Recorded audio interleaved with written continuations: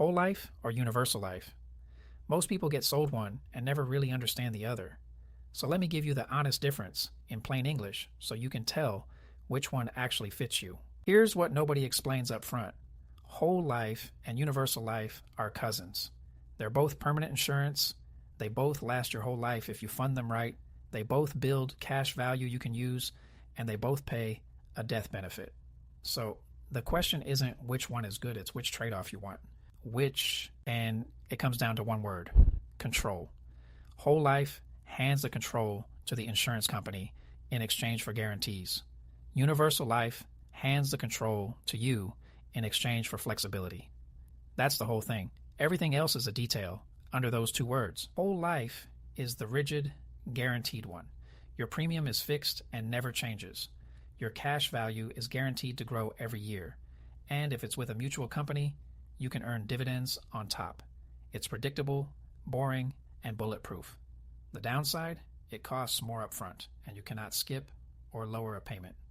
The rigidity is the price of the guarantee. Universal life is the flexible one. You can adjust your premium and even your death benefit over time. The cash value grows based on interest rates or a market index in an index policy. That flexibility is powerful. But here's the catch nobody tells you. Flexibility cuts both ways. Underfund a universal life policy for too long, and it can quietly eat itself alive and lapse. It needs to be watched. Whole life never asks you to watch it. On cost, whole life usually has a higher fixed premium from day one. Universal life can start cheaper and flex with your budget. But cheaper up front isn't always cheaper over a lifetime, because an underfunded universal policy can demand more money later, right when you least expect it. So who's each one for? Whole life fits you if you want set it and forget it certainty, guaranteed growth, and you never want to think about it again. Universal life fits you if you want flexibility, you expect your income to change, and you're willing to review the policy over time. Neither is better. They're built for different people. Here's what almost nobody brings up in this comparison, and it might be the most important part. Both whole life and universal life can be built with living benefits. That means you don't have to pass away to use the policy. With the right riders, if you're hit with a critical illness like cancer or a heart attack, a chronic illness where you can't care for yourself, or a terminal diagnosis, you can access a large part of your death benefit while you're still alive to pay for care, replace lost income, or just keep your family steady. So this isn't only about a payout when you're gone. It's protection you can actually use while you're living. And that changes the whole conversation.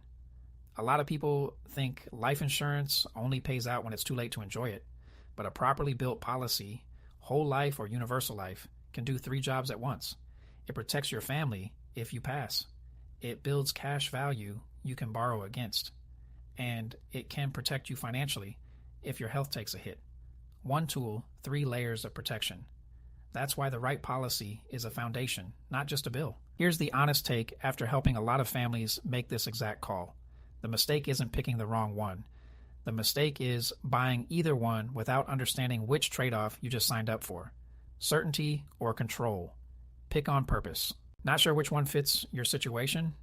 That's exactly the conversation worth having before you buy. Comment the word FIT or grab my free calculator and family bank book in the description, and we'll figure out whether whole life, universal life, or something simpler makes the most sense for you. No pitch, just the honest version.